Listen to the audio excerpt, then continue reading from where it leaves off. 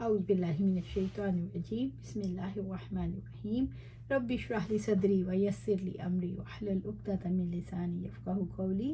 نوحہ اور گریہ زاری سے ممانعت اور اس پر ڈانٹنا۔ عائشہ رضی اللہ تعالیٰ عنہ سے روایت ہے، انہوں نے فرمایا جب زید بن حارثہ، جعفر طیار اور عبداللہ بن رواحہ رضی اللہ تعالیٰ عنہم کے شہید ہونے کی خبر پہنچی تو آپ صلی اللہ علیہ وسلم بیٹھے اور آپ کی ذات گرامی سے حزن اور رنج ظاہر ہو رہا تھا۔ میں اس منظر کو دروازے کے سوراخ سے دیکھ رہی تھی۔ ایک شخص آپ کے پاس آیا اور کہنے لگا، اللہ کے رسول، جعفر طیار رضی اللہ تعالیٰ عنہ کی عورتیں رو رہی ہیں۔ آپ نے اسے حکم دیا انہیں رونے سے منع کرے۔ وہ شخص گیا اور واپس آ کہنے لگا، میں نے انہیں منع کیا لیکن وہ باز نہیں آتی۔ آپ نے اسے دوبارہ فرمایا کہ وہ انہیں منع کرے۔ وہ دوبارہ گیا اور واپس آ کر کہنے لگا، اللہ کی قسم وہ مجھ پر غالب آ گئیں یا ہم پر غالب آ گئیں۔ محمد بن عبداللہ بن ہوش اپنے الفاظ کے متعلق شک کا اظہار کیا۔ عائشہ رضی اللہ تعالیٰ عنہ نے کہا، نبی صلی اللہ علیہ وسلم نے فرمایا، جاؤ ان کے منہ میں خاک چھونک دو۔ میں نے کہا، اللہ تیری ناک خاک آلود کرے، جس کام کا تجھے آپ صلی اللہ علیہ وسلم نے حکم دیا ہے وہ بھی نہیں کرتا اور بار بار آ کر آپ صلی اللہ علیہ وسلم کو تکلیف دینے سے بھی باز نہیں آتا۔ حضرت ام عطیہ رضی اللہ تعالیٰ عنہا سے روایت ہے، انہوں نے فرمایا، نبی صلی اللہ علیہ وسلم نے ہم سے بیعت لیتے وقت یہ عہد لیا تھا کہ ہم نوحہ نہیں کریں گی، مگر اس عہد کو صرف 5 عورتوں نے پورا کیا، یعنی ام سلیم، ام اعلیٰ، ابو صبرہ کی بیٹی جو معاذ کی بیوی تھی اور مزید 2 عورتیں، یا یوں کہ ابو صبرہ کی دختر، معاذ کی زوجہ اور کوئی دوسری عورت۔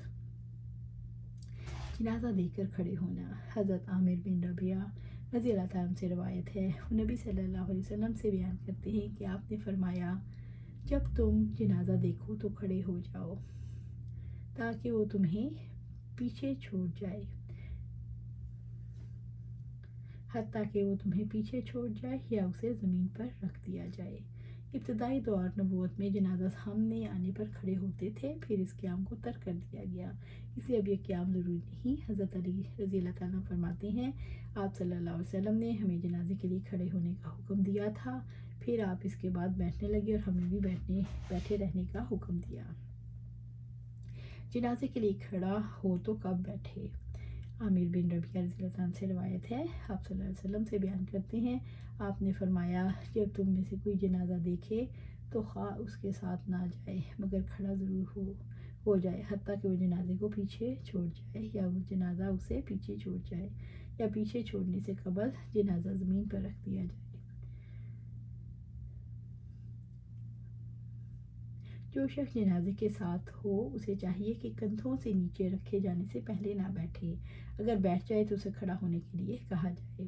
ابو سعید خدری رضی اللہ تعالیٰ عنہ سے روایت ہے، وہ نبی صلی اللہ علیہ وسلم سے بیان کرتے ہیں، آپ نے فرمایا، جب تم جنازہ دیکھو تو کھڑے ہو جاؤ اور جو شخص اس کے ہمراہ جا رہا ہو وہ نہ بیٹھے یہاں تک کہ اسے زمین پر رکھ دیا جائے۔ ہمارے نزدیک جنازے کے لیے قیام کی یہ دوسری قسم بھی منسوخ ہے، الحمدللہ، کیونکہ حدیث میں ہے کہ آپ صلی اللہ علیہ وسلم جنازوں کے ساتھ کھڑے رہتے جب تک انہیں رکھ نہ دیا جاتا اور آپ کے ساتھ لوگ بھی کھڑے رہتے، پھر اس کے بعد آپ نے بیٹھنا شروع کر دیا اور لوگوں کو بھی بیٹھنے کا حکم دیا۔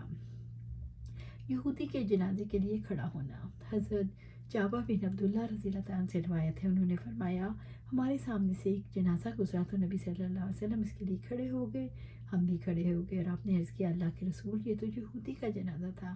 آپ نے فرمایا، جب تم جنازہ دیکھو تو کھڑے ہو جایا کرو۔ عبد الرحمن بن ابی لیلہ سے روایت ہے کہ حضرت سہل بن حنیف اور حضرت قیس بن سعد رضی اللہ عنہ دونوں قادسیہ میں بیٹھے ہوئے تھے کہ ان کے پاس سے لوگ جنازہ لے کر گزرے تو دونوں کھڑے ہو گئے۔ ان سے عرض کیا، کیا یہ جنازہ تو اہل ارض یعنی ذمی یہودی کا ہے؟ انہوں نے فرمایا، نبی صلی اللہ علیہ وسلم کے پاس سے ایک جنازہ گزرا تو آپ بھی کھڑے ہو گئے تھے۔ آپ سے عرض کیا کہ یہ تو یہودی کا جنازہ ہے، تو آپ نے فرمایا، کیا یہ نفس نہیں؟ حضرت ابن ابی لیلہ سے ہی سے روایت ہے کہ انہوں نے کہا، میں حضرت قیس اور حضرت سہل رضی اللہ تعالیٰ عنہ کے ساتھ تھا، ان دونوں نے فرمایا، ہم نبی صلی اللہ علیہ وسلم کے ہمراہ تھے۔ ابن ابی لیلہ سے ایک اور روایت ہے کہ حضرت ابو مسعود اور حضرت قیس رضی اللہ تعالیٰ عنہ دونوں جنازے کے لیے کھڑے ہو جاتے تھے۔ آج ہم اسی بات پر ختم کرتے ہیں، انشاءاللہ اس کو کنٹینیو کریں گے۔ اللہ سبحانہ تعالیٰ سے دعا ہے کہ جو ہم قرآن و سنت میں سیکھتے ہیں اللہ سبحانہ تعالیٰ ہمارے دلوں میں جما دے اور اسے ہم اپنی زندگیوں میں شامل کر لیں، اور اللہ ہمیں اس پر استقامت دے. آمین یا رب العالمین.